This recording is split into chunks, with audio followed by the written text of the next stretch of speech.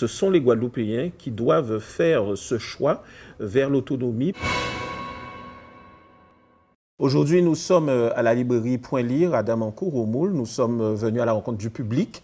dans ce haut lieu culturel de la littérature afro-caribéenne que je vous recommande vivement. Et c'est vrai que nous sommes particulièrement fiers de voir les Guadeloupéens prendre conscience qu'il faut un changement, qu'il faut faire un choix de société et que cela dépend aussi beaucoup de leur volonté individuelle, de leur engagement personnel pour mieux se nourrir, pour consommer guadeloupéen et pour aussi aller dans le sens de plus de responsabilités politiques pour les Guadeloupéens. On s'est fié à l'agriculture, on fait manifeste là avec Didier Détouche. Pour Guadeloupéens, ça prend conscience que nous sommes agriculteurs, nous sommes tout ça qui est bon pour manger et pour santé en nous. Il faut nous arrêter de manger bêtises et il faut nous pas paysans guadeloupéens force là, il faut nous consommer guadeloupéens. Ces ouvrages ont été écrits avec une finalité précise, donc le manifeste pour l'autonomie alimentaire et également du département Pays d'Outre-mer, le choix de l'autonomie pour la Guadeloupe. D'abord, l'objectif c'était de proposer un choix de société aux Guadeloupéens autour d'une problématique qui est celle de la responsabilisation politique, de la responsabilité politique, mais également de l'empouvoirment, comme disent les Canadiens, politique. Pourquoi? Parce que l'empouvoirment, c'est la capacité qu'un peuple ou un individu se donne de pouvoir décider lui-même en s'émancipant à travers un processus d'apprentissage, de connaissances, de techniques, de pratiques et aussi de méthodes. Et donc, il s'agissait pour moi de proposer une réflexion sur le fait que le statut de l'autonomie politique est un statut qui permet d'avoir une plus grande réactivité par rapport à la résolution des problèmes qui sont posés aux Guadeloupéens et à la Guadeloupe depuis un certain temps, problèmes récurrents, problèmes avec une densité certaine, le chlordécone, les sargasses, le problème de l'hyperconsommation.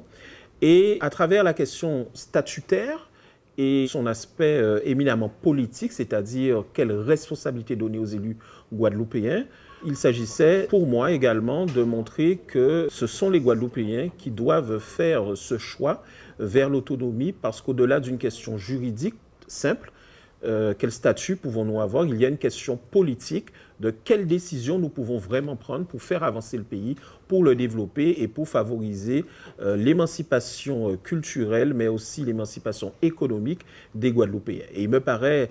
très clair, après quelques années d'études, de travaux, de recherche, que nous devons avoir un cadre beaucoup plus large d'exercice du pouvoir, parce que la décentralisation, tout simplement, ne suffit pas. Elle nous maintient toujours sous une certaine forme de tutelle. Et il y a toujours un fossé, une distanciation politique entre les choix qui sont nécessaires pour le pays et l'observation, le vécu de cette réalité du pays par l'administration centrale, le pouvoir exécutif, le gouvernement et singulièrement ses représentants sur place en Guadeloupe. Et c'est tout naturellement qu'avec le concours de Cécile Madassamy, qui est une militante culturelle, qui travaille dans le domaine de l'agriculture,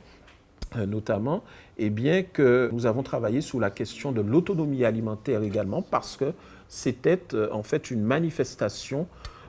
autre, mais ô combien parlante et symbolique, de la nécessité d'avoir une prise de décision qui permette à l'agriculture guadeloupéenne, aux paysans guadeloupéens, aux agriculteurs guadeloupéens, mais aussi aux consommateurs guadeloupéens, eh bien d'agir avec plus d'autonomie, avec plus de capacité de décision propre, en choisissant de consommer local beaucoup plus que consommation d'exportation. Et l'autonomie alimentaire, en fait, c'est cet équilibre qu'il faut trouver entre les exportations et les importations, mais qui soit favorable, en fait, à notre consommation locale, donc à une réduction de nos exportations.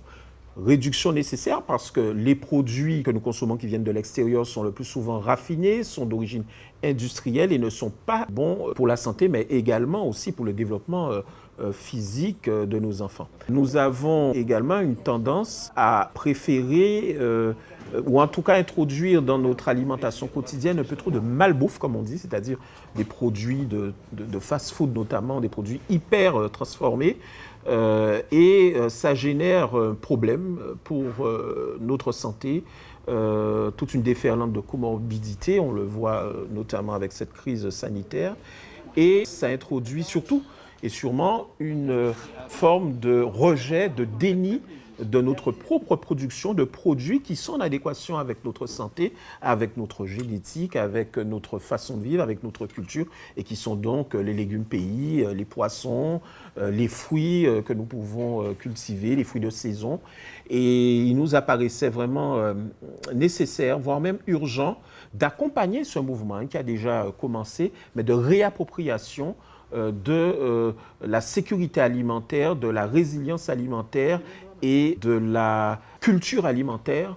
des Guadeloupéens vers une consommation qui soit donc de produits guadeloupéens beaucoup plus que de produits exportés. Partant, il y a toute une réflexion, puisque dans cet ouvrage, nous interpellons le consommateur, l'individu, où nous lui proposons, pas forcément de consommer uniquement des produits du pays, mais de consommer en grande majorité des produits du pays, de trouver un équilibre et de pouvoir ainsi satisfaire à la fois toute l'offre disponible, mais aussi toute la demande disponible. Enfin, nous invitons tous les acteurs économiques, mais aussi les citoyens à se lancer dans des actions de partage, de consommation, d'achat par circuit court, de valorisation de nos produits artisanaux, mais aussi de nos produits alimentaires avec l'agrotransformation. Nous faisons la promotion de la paysannerie, mais également des restaurateurs qui travaillent sur ces questions. Et puis nous disons